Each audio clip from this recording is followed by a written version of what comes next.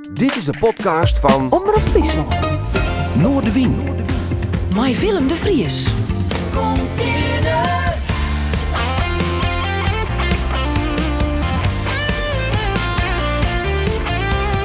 Alles wat er speelt. Omroep Friesland.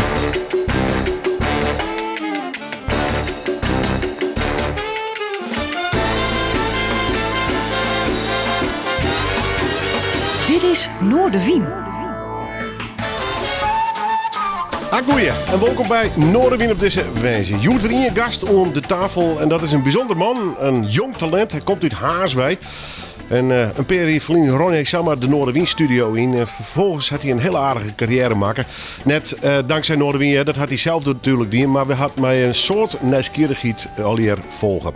Ik had toen Boas Roelevink. Mooi dat je er bent. Welkom. Dankjewel, ik ben blij dat ik er mag zijn. Hij is een nieuwe single uit. Hij is een nieuwe band, dus daar best mij van al je plannen bezig. En ik denk dat leent zich er wel eens even voor om even een noffelijk oerke aan de tafel zitten te gaan. Ja, Bist u een echte hazer? Hoe zit dat eigenlijk? eigenlijk niet. Nee, ik ben geboren in Franeker. Dus daar ben ik geboren in 2002, 20 januari 2002. En ik heb maar 1,5 jaar in Franeker gewoond. Toen ik 1,5 jaar was, ben ik verhuisd naar Zuid-Afrika met mijn hele familie. En dus mijn eerste echt bewuste herinnering was eigenlijk in Zuid-Afrika. Waar in Zuid-Afrika? En de omgeving van Cape Town, Oké. in Kaapstad. Ja. We zijn op allemaal verschillende plekken in de omgeving van Kaapstad heb ik gewoond. Hoe is dat waarom op die periode? Want hoe lang ga je hem daar wennen? Ik was 1,5 toen ik wegging. En ik was 9,5 toen ik terugkwam. Dus hij had best wel wat van die cultuur mee kregen dus. Ja, zeker. Toen ik hier kwam, voelde ik me ook meer een Zuid-Afrikaan dan een Nederlander.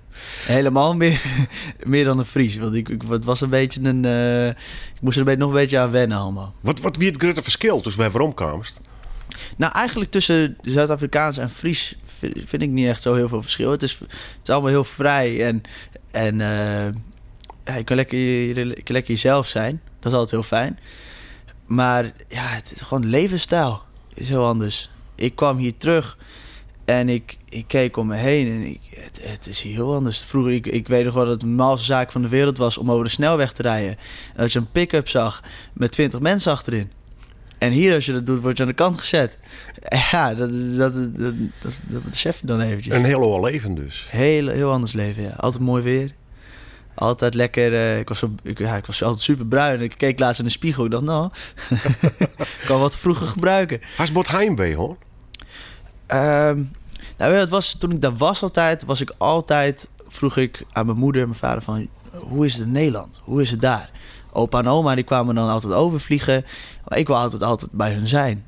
En dus ik vond het eigenlijk hartstikke leuk om hierheen te gaan. Voor mij was het meer speciaal om naar Nederland te gaan dan in Afrika te zijn. Oh ja, ik ook dat daar opgroeid is denk ik. Ja. Net. Ja. Dus en dan nu begint het wel weer te kriebelen van ja, ik wil eigenlijk wel weer terug naartoe om gewoon te kijken hoe het daar eigenlijk. Want je komt terug, je hebt het eerste gedeelte van je leven, maar ik zit hier ook alweer bijna 10 jaar. Al meer zelfs dan 10 jaar. Ik ben 20 geworden in januari en ik was 9,5, 10 toen ik terugkwam. Dus ja, je zit hier ook wel een tijdje. Dat wie trouwens ik nog wel lezen, dat je hier echt gewoon in de legere squallen nog weer instromen moest, denk ik. Hè? Ja, ik moest leren lezen en schrijven in het Nederlands. En dat was even een dingetje. Ik zat in groep 5. Eigenlijk moest ik in de groep 6. En toen moest ik elke ochtend naar groep 3 om te leren lezen. En toen kwamen ze er ook nog achter dat ik dyslectisch was. Dus ik heb gelukkig een hele lieve moeder die dan naar school kwam 1 keer per week om hem te lezen. Dus zat iedereen aan Jeugdjournaal te kijken, in de pauze allemaal leuke dingen te doen. En ik ging lezen. Om het maar omhoog te blijven, om niveau op te krikken. Rekenen ook. Dan moest ik in de schoolvakantie. Zat ik thuis met mijn moeder rekenen te oefenen. Aan de bak dus. Breuken heb ik van mijn moeder geleerd. Ja. Vond je dat leuk of wie is er heel ongemakkelijk bij? Of ongelukkig misschien wel? Want die leeftijdsgenoot neem ik gewoon die leuke dingen op zo'n moment. Ja, maar ik ben er wel. Ik doe altijd wel mijn eigen ding. Dus ik werk. Dan zei ik tegen mijn moeder, nou dan gaan we 's ochtends maar aan de bak. Dan kan ik vanaf 11 uur kan ik dan weer naar mijn vrienden toe. Ja. in de zomervakantie. Zo ging dat dan. Maar best ook met Engels opgegroeid, hè dan? Ja, nou, ik kon eigenlijk toen ik hier kwam, kon ik 3 talen vloeiend. Dus Engels vloeiend, omdat ik dat op school leerde. Al mijn vrienden waren Engels. Zuid-Afrikaans, gewoon echt vloeiend, omdat dat gewoon met veel mensen waar ik met mijn ouders mee omgingen, die spraken allemaal Zuid-Afrikaans. En Nederlands. Ja. Ik had wel een beetje een Engels, een beetje een Amerikaans, Nederlands. Ja, wist je zo'n knauwerd? Ja, mijn vrienden zeiden al toen je hier kwam, was het echt een beetje zo aan het praten. Ja. Ik ben niet from here, weet je. Ik kom uit Zuid-Afrika. Ja. Is het nog dat Zuid-Afrikaans vooral? Ik bedoel, ik kan me voorstellen dat Engels, dat bloed wel redelijk hingen. Omdat ik een product Engels in die omjouwing ga. Maar het Zuid-Afrikaans, jij is net zo vaak meer, denk ik, of wel? Ja, ik kan nog een klein beetje Zuid-Afrikaans praten. Klein beetje. Nog een klein beetje. Ja. Weet je, ik heb het is een goede vrienden van mijn ouders. De vrouw komt uit Zuid-Afrika en de man komt uit Duitsland. En die wonen nu in Duitsland. En dat zijn eigenlijk, ik noemde haar altijd Tanny. En hem had het over Lulu. En zij wonen nu hier. En zij komen ook echt voor verjaardagen, voor kerst. Ze zijn er best wel vaak bij ons. En als zij er dan zijn, dan bijna een week praat gewoon weer lekker Zuid-Afrikaans. Ja, het zit er wel in natuurlijk. Het zit erin. Ja. En als ik iemand uit Zuid-Afrika tegenkom... en ik was een keer laatst op Schiermonnikoog, kwam ik een jongen tegen... en die zei, die sprak perfect Nederlands. En die zei, kom eigenlijk uit Zuid-Afrika. En toen gingen we gelijk Zuid-Afrikaans, Engels praten. En uiteindelijk zaten we aan het einde van de avond... buiten de Toxbar op Schiermonnikoog... en een Zuid-Afrikaans volkslied te zingen. met z'n drieën en met zijn broer zaten we daar. En het zit erin. Fantastisch, hoor. Ja. Yeah. Mooi verhaal. Straks geven we het erop aan. Wat voor muziekwater draait thuis bij Boas. En waarom is hij zijn de singer-songwriter muziek te lonen komen... of Amerikanen, hoe ze het correct nemen was. Ik ging even naar een live-opname van Noordewien. September 2018. Ja. Toen kwam er hier een hele jonge Boas de studio binnen. Erin straks het verhaal. Maar dit weer het resultaat van zijn eerste live-opname. 20 miles from the ghost tram, I hear the south wind moan. The bridges are getting lower, oh, the shrimp boat's coming home. The old man down the quarter slowly turns his head, takes a sip from his whiskey bottle, and this is what he said. I was born in the rain on a puncture train underneath the Louisiana moon. I don't mind the strain of a hurricane, they come around every June. The high black water, devil's daughter, she's hot, she's cold, and she's mean, no. And nobody taught her, it takes a lot of water to wash away New Orleans, yeah.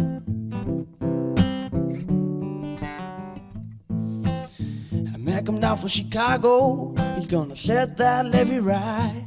He said, it needs to be at least 3 feet higher, it won't make it through the night. But the old man down the quarter said, don't you listen to that boy. We'll be down by the morning and he'll be back to Illinois. I was born in the rain on a puncture train underneath the Louisiana moon. Don't mind the strain of a hurricane, they come around every June. The high black water, devil's daughter, she's hot, she's cold, and she's mean, no. And nobody taught her, it takes a lot of water to wash away New Orleans, yeah.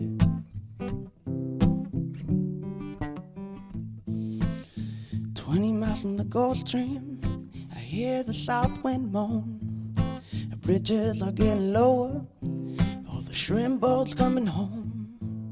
The old man down the quarter slowly turns his head, takes a sip from his whiskey bottle, and this is what he said.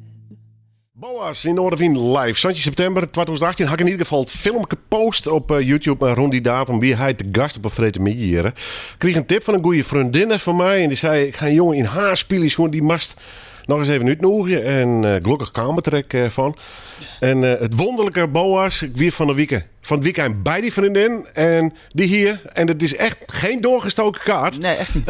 Als prijs won een optreden verdient. Dus wij troffen elkaar bij Harry in de tuin. Ja, dat was gezellig, hè? Dat was hartstikke leuk. Dat was heel leuk. Dank aan Charlotte. Maar wat een heerlijk verhaaltje is dat dan. Hè? Hoe dingen bij elkaar komen. Het moet ook zo gaan. Nou, misschien wel ja. Ja, je kan nooit van tevoren zeggen dat het zo gaat. Gelooft in toeval of net? Ik geloof dat het al van tevoren al bepaald is. Ja, is een hoop wel bepaald al, denkst? Ja, er is wel een pad. Soms dan er gebeuren dingen en denk ik, nou, dat had zo moeten gebeuren. Ja. Ja, ik geloof wel dat er al een pad klaar is gezet.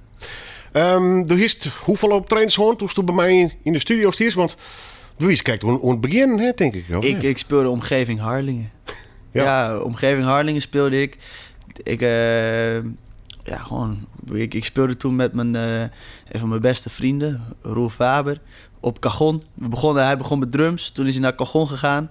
En wij deden alles. We speelden op straat. We speelden overal waar we konden spelen, speelden we. Ja, fantastisch man. En dat was ook gewoon echt superleuk. Ja. En we oefenden dan bij hem in de tuin. En dan gingen we 's middags weer optreden op straat. En zo deden we dat toen. Praten we straks verder. Eerst even naar die...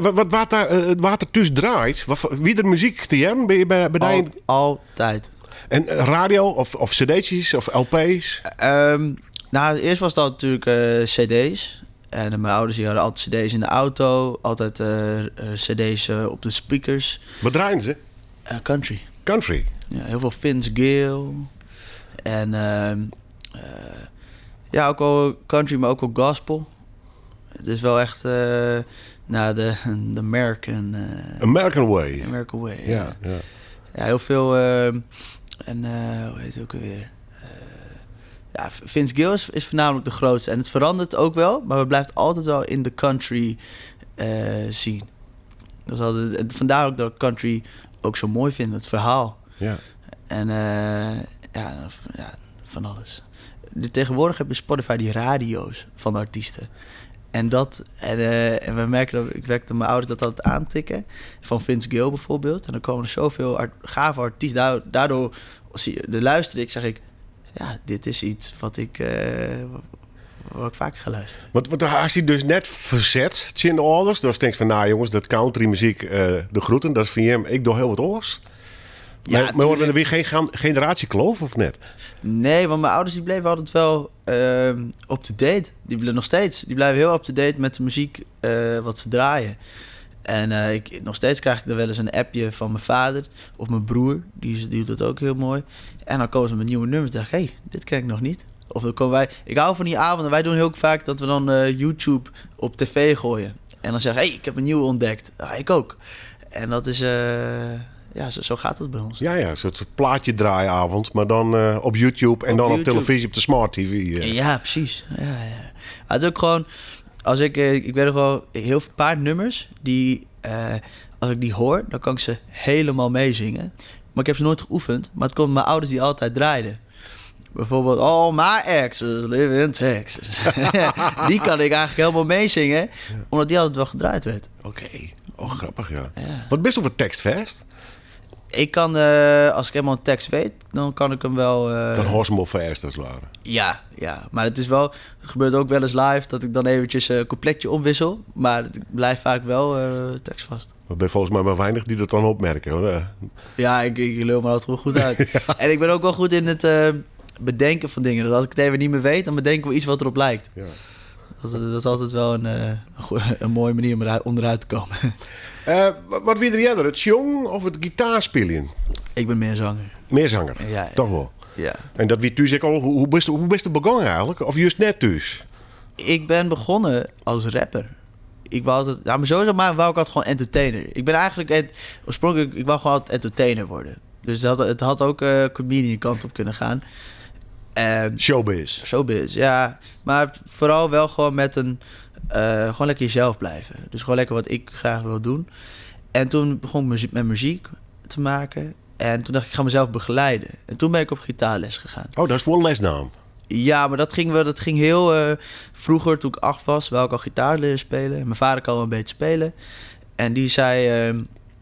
die gaf me een paar les, maar ik pakte het niet op. En toen ik 13 was, zei ik, nou, ik wil gitaar leren spelen. Hij zei, dat hebben we al geprobeerd.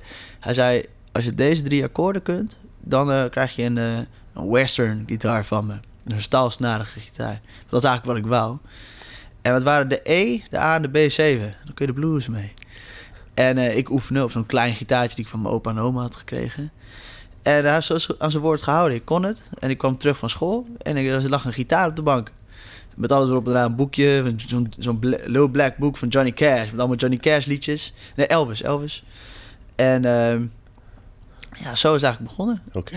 En toen zei hij, nu heb ik gitaarleraar nodig. Zei hij, moet je zelf bellen. Nu heb ik zelf gebeld.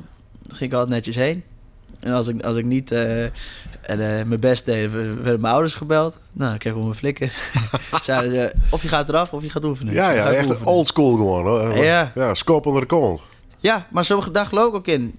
Ik krijg wel eens een vraag van ouders. Van hoe ben jij begonnen met muziek? Ik zei, nou, ik ben begonnen met muziek. Mijn ouders hebben me niet gepusht. Die hebben me sterker nog, die zei, ik moest echt vanuit mezelf komen. Ja. Dat is belangrijk. Ja, kijk. Ja, leuk man. We draaien weer muziek vandaag. Ik heb een live-opname. Ik ben van Noorderwind pakt. Straks draai ik nog die nieuwe single. En het verplaatsen van die eigen smaak overigens. Maar ik vond het heel leuk dat de buis bij het speciale bevrijdingsfestival spelen gast. Ja. Mijn band in de harmonie. Wie een wonderlijke situatie. Geen publiek natuurlijk. Wie rechtstreeks op televisie. Maar we vinden ik wel hele mooie opnames maken. En dat leven no jaren. Boas.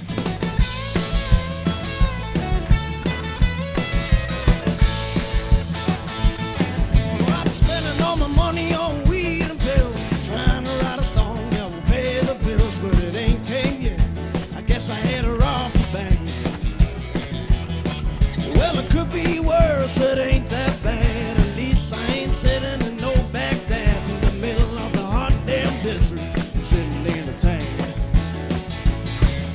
When I walk talks, the kids get mentioned. I'm so broke I can't pay attention. Lord, how it tears me up just to see her cry. Well, the spell of the night is on the interwebs, looking for the clue. I ain't found one yet. Just a bunch of old Porsche guitars. Shit I can't buy. Now Lord, if you hear me, won't you throw a damn dog a bone?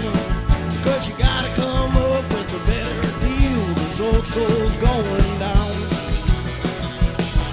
And I'm singing real pretty, I'm singing real sad, and all the people in the crowd say, ain't that bad?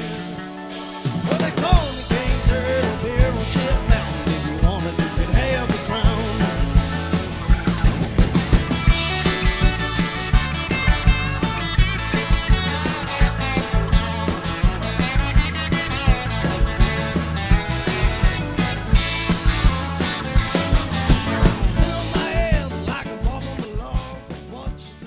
Boas Buus de gast in de harmonie in een hele wonderlijke setting. Natuurlijk vanwege de pandemie.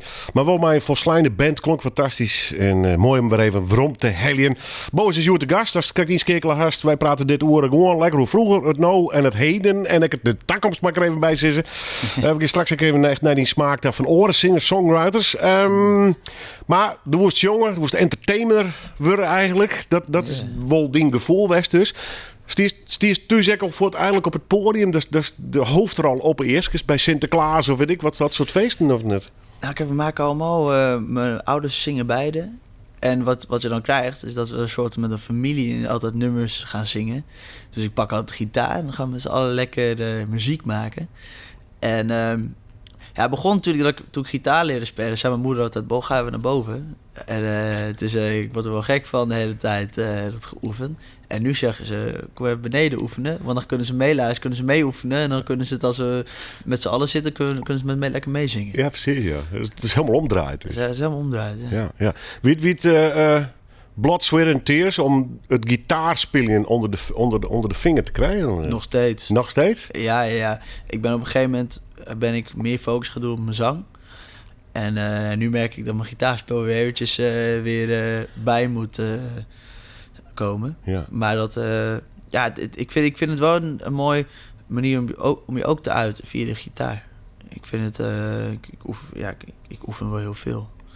En ik vind het ook een soort meditatie, dat je lekker met je gitaar daar zit. Dan ga je helemaal even in je eigen zone. Ja. Maar als je noemers schreeuwst, Ja. Dus dat met behulp van die gitaar? Of je dat toch Ja. eigenlijk in het begin meer in hollen dat dingen ontwikkeld? Ik pak de gitaar en ik ga gewoon het komt eruit. En dan denk ik, hé, dit is lekker. En dan meestal vergeet ik iets op te nemen. Maar als ik iets opneem, dan heb ik wel wat. En dan werk ik dat uit. En toen ik begon met schrijven van deze album, had ik nog niet in de gedachte dat ik een album ging schrijven. Ik ging eigenlijk gewoon schrijven. En toen heb ik Maurice van Hoek, die benaderde mij via een vriendin van mij, Tess. Die had, wat ik heb meegedaan, We Want More. En die had toen... SBS-programma, wie dat? SBS-programma, ja. Lees even uit wat voor programma het precies Het is. was SBS was een soort programma op SBS 6... waar je, als je allemaal mensen van allemaal muziekgenres mochten meedoen. Opera, country, van alles. Koren. En het had wel wat anders dan The Voice. Dat waren eigenlijk maar 3 rondes. En als je won, kreeg je een ton. Kijk. Ja, en dat was... je kreeg dan... ze konden stemmen. En ze konden ook weer hun stem terugtrekken in de eerste ronde. Oké. Dus het had ook een spanningsfactor iedere ronde. Ja, dus verknal het niet, want best niet steunkewits is maar. Precies. Ja. Dus je kon heel goed zingen, maar als aan de laatste noot net even wat vals was, dan konden ze allemaal even hun stem terugtrekken. Wat voor ervaring weer dat voor jou? Want dat best natuurlijk bij de regionale omroep was West en dat soort dingen, maar ja, Hilversum is toch denk ik een oor verhaal, hè? Ja, het is zeker een heel ander verhaal. En het was voor mij ook wel even een tijd waar ik echt even mijn focus op had zitten. Ik weet nog wel dat ik dan heel veel vrienden vroegen van... Bo, ga je met me mee naar het strand bijvoorbeeld? Toen zei ik, nee, ik moet oefenen. Ja. En dan oefen je een hele week 1 nummer, hè? Dus dan zit je alleen maar dat nummer... en dan heb je 2,5 minuten om te zingen op tv. En je bent alleen maar gefocust. Het zijn lange dagen. Het was een tijd waar ik met heel veel... wel lol op terugkijk, maar ook heel veel... Het heeft me ook heel veel geleerd. Wat precies? Nou, je gaat natuurlijk van... je gaat in één keer denken... shit, ik moet wel echt nu eventjes wat neerzetten. Je moet wel eventjes... Normaal was het gewoon voor de lol gewoon lekker spelen. En nu denk je van... ja, nu moet je ook even knallen. Ja. En dat heeft me ook wel gewoon echt even... doorzettingsvermogen geleerd om gewoon... Daarvoor oefende ik gewoon... nummers, deed ik er misschien 2 dagen over. En toen heb ik denk ik wel bijna 20, 30 nummers in een week geleerd. Omdat ik steeds nieuwe nummers wil zoeken voor een ronde bijvoorbeeld. Mocht je dat zelf uitkiezen dus? Ja, we gingen met z'n allen kiezen. Maar ik moest wel allemaal nummers aanleveren. En uiteindelijk zeiden zij wel van dit is eigenlijk wat we willen. Maar het zijn allemaal nummers waar ik wel achter stond. Dat is belangrijk. Als je iets instuurt waar je niet achter staat... en ze kiezen dat uit, dan is het wel een beetje je eigen schuld. Ja precies. Ja. Oké. Ja, wat wie voor de reden om mij te doen eigenlijk? Nieuwsgierigheid? Of toch het tropbrekken? Of die toon die er lei? Nou, het was voor mij meer een beetje het idee van... ik wil gewoon zoiets een keer meemaken. Ik wil gewoon kijken hoe dat is achter de schermen. En ik wil gewoon een keer... ik vond het wel even interessant. Ik keek het ook altijd, dat soort programma's. Dus dan dacht ik, ga ik het een keer meemaken. Gewoon nieuwsgierigheid. Ja, en dit was een mooie, want je hoort dan al die verhalen. Ja, ik had het al gezien en ik dacht, als ik zou winnen, dan heb ik wel het geld om verder te gaan met mijn carrière. Daar zou ik dan ook in stoppen. Ik had dan volop daarin gestopt. Ja, correct. Ja. Leuke ervaring dus. Ja, hele leuke ervaring. Veel leuke dingen erover gehouden, zoals onder andere Maurice. Ja, vertel even, want dat is een beetje die muzikale maat worden, zo staat het zo. Ja. Dus die begeleid ik helemaal. Dat best met ons crewen zelf. Ja, we hebben... ik was toen in de finale gekomen en een goede vriendin van mij, Tess Merlot. Zij had geregeld dat een paar artiesten uit Nederland een filmpje naar mij hadden gestuurd. Met Hebo, succes in de finale en laat eens even zien wat je kan, weet je wel. En Maurice die zei toen, als je het leuk vindt om te schrijven, moet je me even een berichtje sturen, dan gaan we dat doen. Dus zo gezegd, zo gedaan. En 1 nummer, dat hadden we eerst Midnight Train geschreven, die nu uit is. En zo bleven we op een gegeven moment zijn, we kunnen wel een EP. Hadden we genoeg voor een EP, we kunnen wel een album. En toen was het op een punt gekomen dat we een album hadden. En toen is het zo geworden, is het nu klaar, zeg maar. Ja. Ja, hij is nog net uit, hè? Hij is nog niet uit. Nee. En ik maak ook nog niet bekend wanneer. Goed zo. We beginnen straks wel over het album praten. En we draaien nog de nieuwe single. Dat zeker even. We beginnen even naar een monta. Chris Stapleton. Ja. We gaan een live-opname hier te staan met Morgan. Spreek ik het zo goed? Dat is een vrouw. Dat is een vrouw, toch? Ik al? Ja, toch zus of vrouw. Maar ik heel... die staan ergens voor een boek. Kostte het spelen. Wat voor opname is dit? Wist u dat? Dit is een toevallig? Tiny Desk. Ja. Voor mij is het Tiny Desk van NPR. Ja? Staat erbij? Ja. Ja. En dat is voor mij een label. En het is bij hun op kantoor. Oké. En echt, iedereen speelt er. Echt van Alicia Keys speelt er, Chris Stapleton, Harry Styles. Het is een beetje Ed Sheeran. Het is echt een begrip aan het worden. En een soort doel voor mij om daar ook een keer te gaan staan. Nou, dat is een mooi doel. Lijkt het mij. Ja. Ja, het is een absurd mooi doel. Ja. Maar dat is puur omdat ik het gewoon altijd gewoon naar kijk. En dan denk ik van ja, dat zou me zo fantastisch lijken om daar een keer te staan. Chris Stapleton, grote jongen in Amerika. Ja. Echte singer-songwriter. Ja. Wat spreekt hij zo on van die, zeg maar? Wat had hij? Nou, ik leerde hem kennen toen ik denk ik 14, 15 was. En ik had al een beetje een rauwe stem, maar ik wist eigenlijk nooit waar ik ermee wou. En toen zag ik dit filmpje. En mijn broer die zette het op tv, zoals we altijd doen. En ik bleef zo kijken. Ik dacht, wat is dit? Een man met zo'n afgerachte gitaar, Ja. een baard en een cowboyhoed en zo'n stem. En toen dacht ik, wat vet. En ik zei, maar ik heb ook een rauwe stem. En toen ben ik wat naar hem gaan luisteren. En toen kwam ik ook achter een paar dingen die ik zelf ook... waar ik achter kwam, dat wil ik zelf ook wel zo doen. En zo onder andere gitaardingetjes, songwriting dingetjes. Want hij is echt een absurd goede songwriter. En dus ja, toen is het een beetje een voorbeeld voor mij geworden. En ik, groot Chris Stapleton fan. Maar de bestudeert hem dus echt. Zijn gitaarspel bedoel ik, zijn manier van jongen? Ja, nou kijk, ik ga hem niet nadoen. Want dat kan nooit. Je kan nooit iemand precies nadoen. Nee. Maar ik heb me wel voorstellen, dus nieuwsgierig best. Van hoe doet hij dit of dat? Ja, nou, je gaat gewoon eventjes kijken naar bepaalde dingen die je mooi vindt wat hij doet. Dan ga je even kijken hoe hij dat doet en waarom hij dat doet. Ja. En dan ga je kijken of je dat ook kan implementeren in jouw muziek. Maar dat doe ik met meerdere artiesten. Maar Chris Stapleton was gewoon iemand die mij ook richting de kant van de country soul heeft gedrukt. Ah, oké. Ja. Want dat is het. Hij heeft een hele soul in zijn stem. En dat country, hij spreekt country. Hoe hij eruit ziet, dat is gewoon... En wat ik zei, ik wil hem niet nadoen. Ik wil gewoon altijd mezelf blijven. Maar hij heeft wel veel dingen... hij heeft wel een soort dingen aan mij, zonder dat hij het zelf weet. Maar ik heb wel dingen van hem geleerd. Meneer en mevrouw Stapleton, noteren in Noorderwien. Boas is Stuart de gast. I was looking for a change of scene. You were looking at a magazine. It was red carpets and limousines. And the grass seemed so much greener. All we wanted was to get there fast. So we packed up everything we had. Running on hope and a tank of gas like dreams ain't. Meneer en mevrouw Stapleton, de Stuart Tierney. Dit is een aflevering van Noorderwien.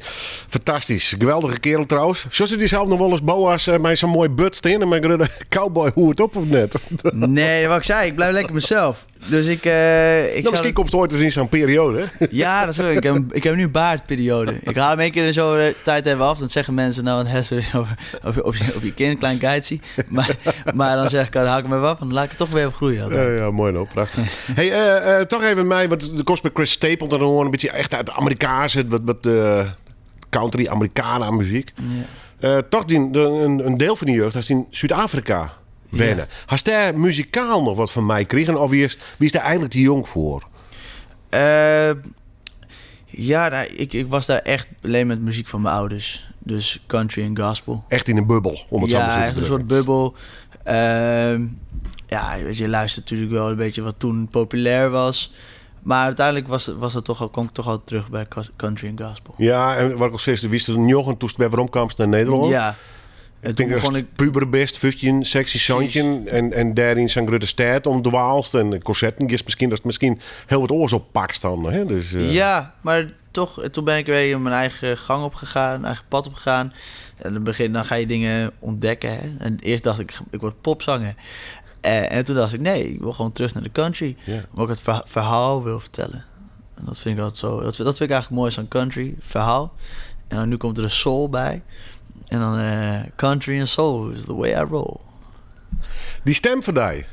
Is dat een familiedingetje? Dat je hem al wat van die rauwe stem had? Of is dat puur toeval? Mijn vader heeft het ook. Ja. Mijn vader, ik keek laatst een filmpje terug. En zong mijn vader. En toen dacht ik, hey, dat ben ik. Hey, ja. Maar dat was het niet. Dat was het niet. Maar het is puur een genetisch iets dus. Hoe je hem stem eigenlijk binnen. Ja. En vroeger was het dan dat ik dan wel eens mijn vader na wou doen.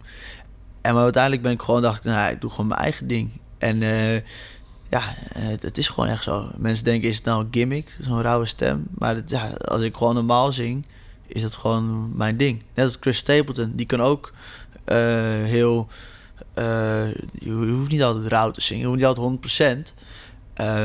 Maar het is gewoon een dingetje die je eventjes laat horen. En dat maakt het dan uniek. Ja.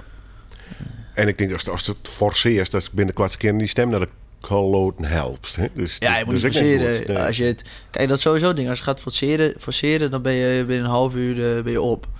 Ja, dat moet je niet doen. Nee. Je moet gewoon zingen met een goede techniek. En dan komt het wel goed. Had gitaarles hoor, maar hoe zit het met zongles eigenlijk? Ik heb wel een paar zanglessen gehad. Een paar zanglessen? Ja, ik heb een jaartje op D-Drive gezeten hier in Leeuwarden. Heb ik van Elske de Waal zangles gehad. Dat was altijd heel leuk.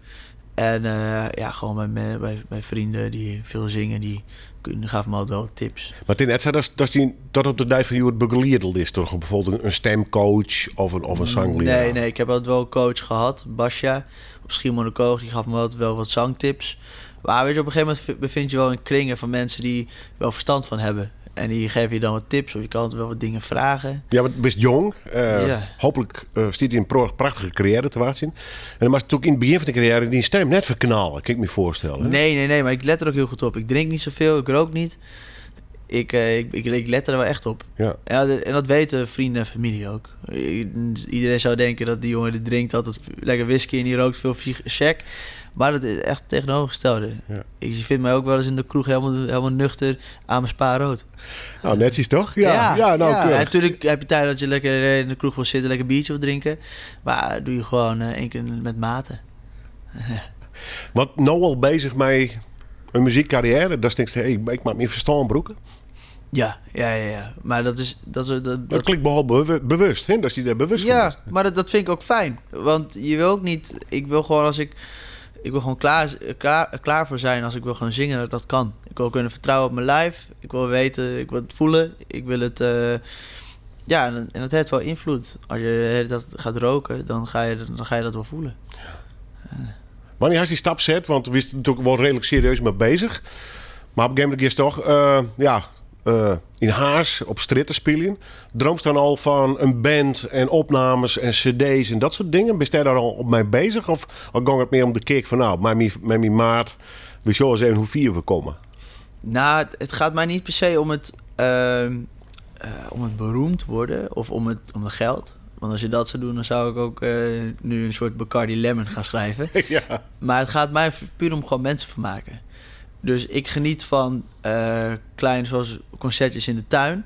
Geniet ik heel erg van, maar ik geniet ook van wat grotere optredens. Maar het gaat mij vooral om gewoon mensen een leuke avond te geven. En dat mensen een soort, met een wow-factor weggaan. Dat ze zeggen, wow, we hebben iets meegemaakt. This was something that I won't never forget. Ja. Dat vind ik mooi om aan mensen te geven. Ja, precies. En dat is ook mijn doel in de muziek. We gaan muziek draaien. The Crab Family. Ik hoor ze net. En misschien disqualificeert mij dat, maar dan mag mij er even naar tap praten. Wat is dit voor family? Dit is een gospel family. Ja, dit gaat echt om gospel. Hè? Dit is real church gospel. Ja.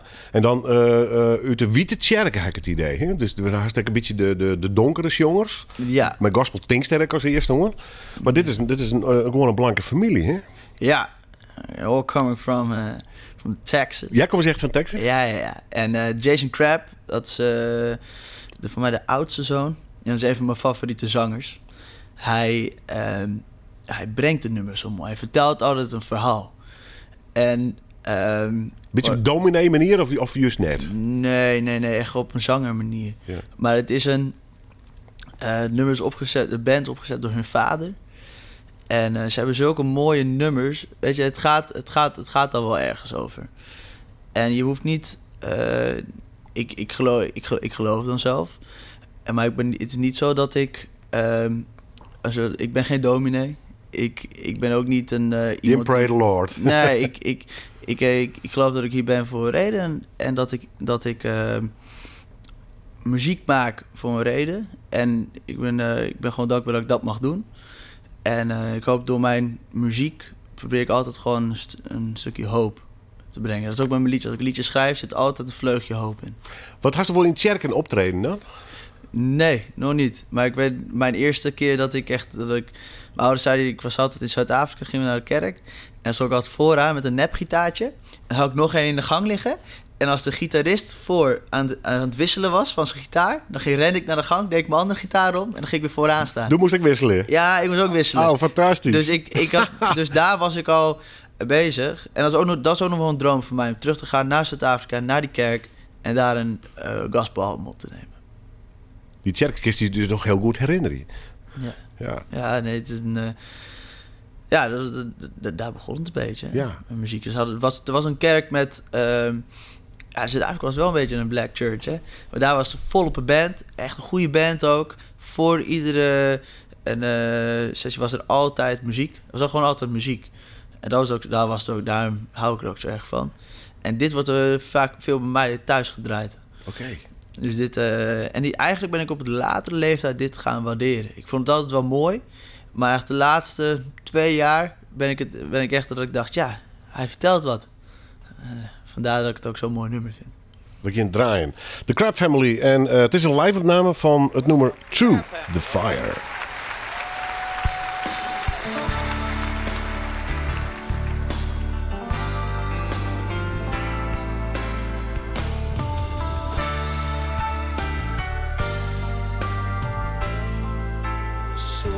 Times I've questioned certain circumstances or things I could not. Wauw, Through the Fire. Live-opname in dit geval van The Crab Family. Die ben ik maar een behoorlijke familie. Hè? Is dit echt wel je familie van elkaar? Ja. Of is het gewoon een showbiz-naam of zo? Nee, dit is echt allemaal familie. Broers en zussen. Ja. Oh, fantastisch. Hoor. Mooi, hè? En dat wordt tussen de Gauwers draait. Dit draait ik nog wel eens van jezelf. Dus dit soort van muziek. Ja, ik in de auto. Ja, hè? Ja. Ik heel veel thuis, in de auto. Het is gewoon... Ik vind het ook gewoon lekker muziek om naar te luisteren. Gewoon lekker als ik in de auto zit. Lekker vooruit staren. De woord rapper worden, maar haast qua smaak ik wil in de hip-hop zitten, of in de dance, of in de metal, of andere genres? Of bist u toch wel heel vertrouwd met dat country gevoel? Ben ik heel vertrouwd. Toen ik eenmaal begon, dacht ik, dit is het. Dit is het. En het is nu steeds meer naar country soul gegaan. Ik vind dat soulkant vind ik echt fantastisch. En ben een beetje iets meer van het ouderwetse country afgestapt. Maar ik doe ook niet de nieuwe. Het is een beetje een mix van de soul. Echt wat Chris Stapleton doet. Ja. Maar dan Boas, hè? Ja, precies. En Boas had een nieuwe single uit. Die heet The Midnight Train. Er komt nog een album uit. Die is in principe al klaar, maar die breng je hem nog net uit. Verhaal van die plaat. Hoe haast die skreun eigenlijk? Hoe die ontstingen, de plaat. Had die al een titel trouwens? Ja, maar ga ik ook nog niet bekendmaken. Nou, ik beloof het. Volgende keer als ik in Noorderwied ben, dan zeg ik het. Ik vind het al prima. Maar kun je wel wat vertellen hoe het maakproces, hoe screw opnemen, hoe hij hem dat hoort? Nou, hoe we het hebben gedaan. Ik ben meestal kwam ik met een idee of had ik al een stuk ervan geschreven. En dan ging ik met Maurice zitten. En dan gingen wij gewoon erover sparren. En dan gingen we gewoon een writing sessie ermee doen. En meestal altijd kwam er wel een nummer uit. En dat hebben we gewoon een aantal keer gedaan. Totdat we genoeg hadden voor een album. En toen zouden we het gaan opnemen. In Milman Studios in Utrecht. En dat was een hele mooie week. Dat was een week met allemaal emoties. Ik was halverwege de week was ik even vanaf. Ik ben op een gegeven moment naar huis gegaan. Ik zei, jongens, gaan jullie maar lekker gitaartjes inspelen, want ik moet eventjes gewoon even rust nemen. Heb je even te volle? Ja, het was even te veel, maar ik heb het toen weer opgepakt. En het is ik ben super blij hoe het is uitgepakt. Dat is echt fantastisch. Ja, dit is een ervaring, hè. Je zit een week lang in zo'n hok met een groep mensen. Je gaat erin als gewoon jongens die je kent, waar je mee gaat spelen. Je gaat eruit als vrienden. Dat is echt zo, binnen een week. Het is intens, hè? Ja, het is heel intens, maar wel heel mooi intens. Want je zit daar en je moet dan steeds... Ik had bijvoorbeeld een nummer en ik was er eigenlijk wel klaar mee om de hele tijd te zingen. Ik moest de hele tijd de stukjes. En toen dacht ik ga een beetje boos zingen. En toen heb ik een boos gezongen en ik was eigenlijk klaar. Ik wou eigenlijk zeggen, jongens, ik ben er klaar mee. We stoppen met dit nummer even. En ik keek zo en ze zaten allemaal zo met duimpjes omhoog aan de andere kant van het glas. Dit is het. Dit is de take. De goede toon. Dat is de take.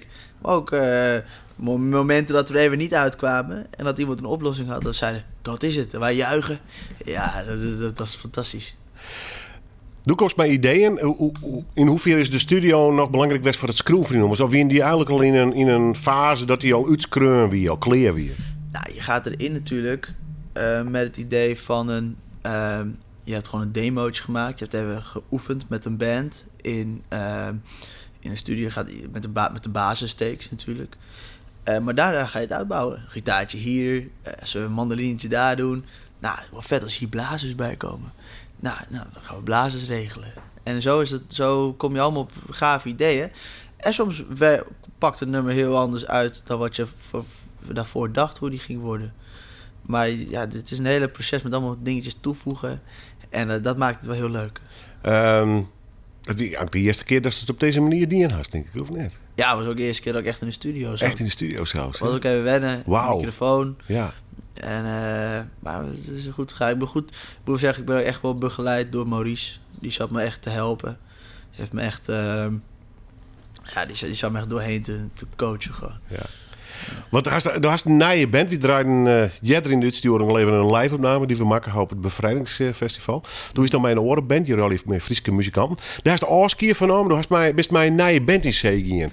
Waarom eigenlijk? Omdat ik voelde dat ik het was een nieuwe fase voor me. Ik ben super dankbaar naar die jongens en die dames van een andere band. Maar het voelde gewoon voor mij dat ik in een nieuwe kant op ging. En muzikaal helemaal? Of gewoon werkwijze heel oors? Of? Muziek bij beide. Beide? Ja. Het was... Ik merkte gewoon dat ik gewoon echt voor mijn eigen werk wou gaan. Echt voor mijn eigen nummers. En met deze jongens waar ik nu mee speel, daar voelde ik gewoon de klik mee om dat te doen. Want hoe was deze naar je band geerstald? Ben het jongens die toen al je koerst? Of dankzij Maurice bist toen deze jongens gaan? Via Maurice. Ja. Maurice die heeft... die kende die jongens allemaal. Die hebben het allemaal samengebracht. En toen zijn we met z'n allen de studio in gegaan. En het waren ook allemaal jongens die ik ook al via wat van had gehoord. En die ik wel heel te gek vond. Hoe is de bezetting trouwens? Ben je gewoon standaard met z'n vieren of ben je nog meer, grutter? We zijn... de meeste keer doen we gewoon met 5. En het wisselt ook, niet iedereen kan altijd. Maar bas, gitaar, drums? Drums, bas, toetsen? Gitaar, toetsen. En dan ben ik nog op akoestisch en zo. Ja. Want is dit een beetje de band waar staan mij on tour was? Gewoon de wereld in of niet? Ja, het zou wel heel gaaf zijn. Ik weet niet of iedereen dat kan, maar ik ga wel proberen om met deze jongens verder te gaan. Wat is het plan eigenlijk? Ja, die plaat natuurlijk, hè? Plaat natuurlijk, veel spelen. Ja. En, maar wil je dat zelf helemaal doen? Of bij de labels, platenmaatschappijen die nieuwsgierig binnen? We doen het nu helemaal alleen. Heel independent. Dat vind ik wel leuk, want dan kan ik leren hoe het werkt. En wat er allemaal bij komt kijken. Ja. Ja, dat vind ik allemaal interessant. Want het is echt nog in een soort van opstartfase. Hè? Het is wel heel spannend al hier, ligt het mij. Ja, het is echt heel spannend. Een prot is nij. Het is allemaal vers voor die natuurlijk. Ja, ik ben nog op het moment dat ik eerst mijn Spotify-account zag. Ik dacht, wauw. Op het moment dat ik ging laatst een setlist maken, doe ik altijd op Spotify eerst al die nummers mooi in de volgorde zetten. Voor het eerst dat ik een eigen nummer Die moest ik altijd bijschrijven als ik een setlist aan het maken was. En nu kan ik gewoon Spotify 1 nummer zou toevoegen en binnenkort het hele album. Ja. Dus dat is dan echt... dat was een momentje dat ik dacht, ja, het wordt steeds meer... wordt steeds groter. Hoe vies dat? Want die namen zit straks op die plaat. En er is bij een band bezig. Er is een studio in. Ze is in de Rorenstad. Doe maar soms oefenen in Rotterdam. Maar er steekt er ontzettend volle tijd en energie in. Ja. Doe best het gezicht, letterlijk, van de band. Ja. Voelt het als een druk of is het net? Nou, weet je... Kun je daarmee omgaan? Ja, ik ben gewoon lekker mezelf. Dat is het belangrijkste. Je moet niet iemand willen zijn die je niet bent. En je moet gewoon lekker je ding doen. Ja. En deze jongens, die staan er gewoon achter. Die veren wel met me mee. Als ik links ga, gaan ze wel mee naar links. Als ik rechts ga, gaan ze wel mee naar rechts. En zo in een show ook. Soms dan denk ik, nou, completje erbij. En dan gaan ze mee. Ja. En dat is het leuke eraan. Maar had je een soort managementteam om die heen? Die aan de boekingen voor die doggen en die de begelieren? Of moest je aan al die zelf doen? Nee, ik doe dat samen met onder andere Maurice. Ja. En daar het is gewoon lekker een klein team. En we worden daar... we doen het gewoon samen. Ja. Wat is de droom? Wat is de stiekem droom? Stiekem mijn droom. Een mooie poster van Boas live in... Nou, zeg het maar. De Ziggo? Of maakt het nog uitgebreid? Pinkpop. Ja, hè? Pinkpop staan. Dat zeg ik al een tijdje. En ze zeggen altijd, je moet het niet geheim houden. Je moet het lekker eruit gooien. En dat doe ik ook wel. Iedere keer als ik aan het repeteren ben, waar ik ook ben, dan zeg ik, thank you Pinkpa. It was a wonderful playing for jou. Dat vind ik gewoon zo... Ja, je moet gewoon dromen. Maar eigenlijk wat ik gewoon wil is gewoon lekker spelen in zaaltjes voor mensen. Want hoe zorgt het voor je? Ik bedoel, je bent van een jongere generatie. Hè? Begin 20 best. Ja. Maar we hebben echt opgegroeid met de hele internetbubbel natuurlijk. Hè? Ja, ik vind dat zelfs nog wel een dingetje hoor. Het hele Instagram en dat Social hele... media Social stuff. media. Ja. Maar wat was er waarom op Pinkpop te komen nou op dit moment als jonge artiest? Want in mijn old days, de old school days, als de hit scoorde bij de VARA of de VPRO, er was een product draait. Ja. En dan komt in wat lissies klonen, wie het vaak huppa. Dat kost wel onkommercieel. Werkt het nog zo? Of maar nou echt met die Spotify en die YouTube views en weet ik wat allemaal komen? Ja, het is natuurlijk wel een beetje digitaal gegaan. Ja. Want hoe zit het met jou in die generatiegenoten? Is dat al die te gek zit op Spotify? Ja, zeker. Ja. Het is, bij elke keer kreeg ik wel de vraag, ik kon je niet vinden op Spotify. Wat is het? Ja. En ik zat me al te zazammen. Ik kan hem niet vinden. Ik zei, even wachten. En dat speelt natuurlijk wel een rol. Een aantal streams op Spotify. Nou ja, goed, dat is wel de moderne tijd, hè? Ja.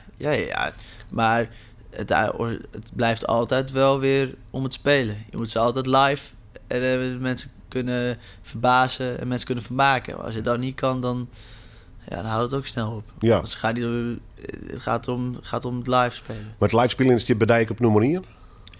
Ja, en ik vind het ook het leukst. Echt ook het leukst, ja. Ja.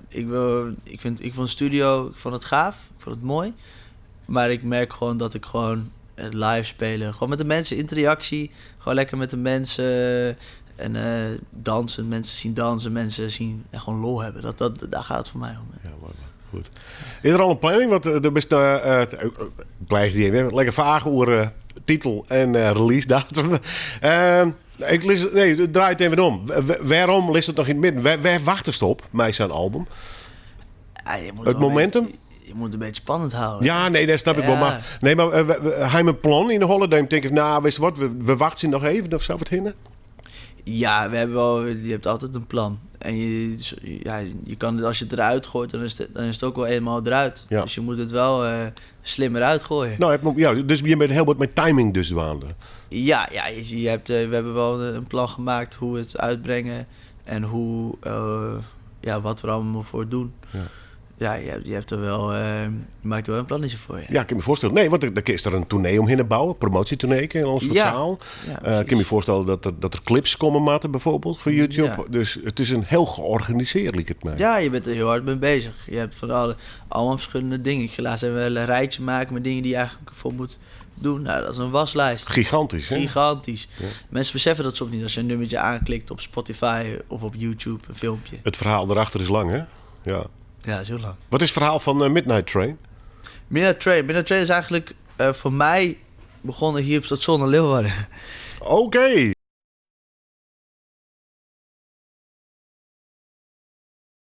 Ja, wat, ja. Nee, het verhaal ging... Ik had er was een meisje waar ik een tijdje een paar keer mee had afgesproken. En het was voor mij wel een punt dat ik dacht, nou, ik vind het wel leuk. En voor haar was het op het punt gekomen dat ze zei, nou, ik weet niet of het werkt. En toen had ze dat gezegd. En toen waren we, oké, dat vond ik wel heel jammer. Maar het was eigenlijk dat ze me een beetje had achtergelaten op station Leeuwarden. In februari, lekker in de kou.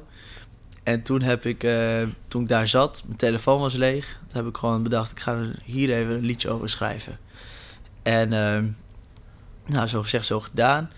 Mee bezig geweest. En toen had ik iets. Toen ben ik naar Maurice gegaan. En toen hebben we daar verderop gaan borduren.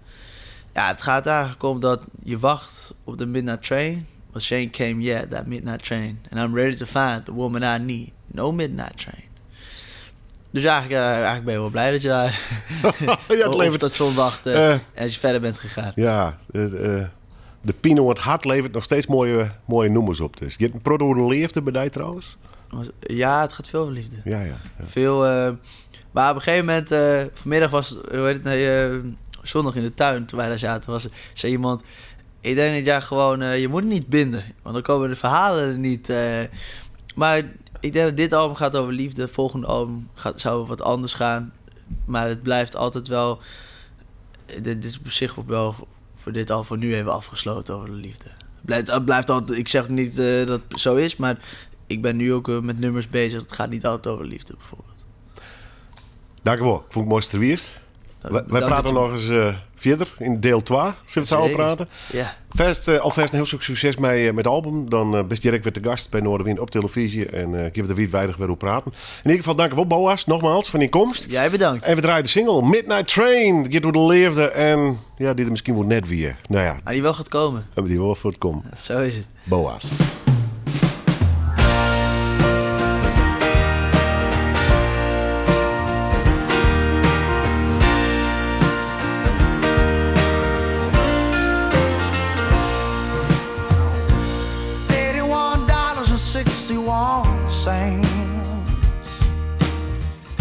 That's all I got to get to your place. Been figuring out what it all meant. I want you to know I'm coming your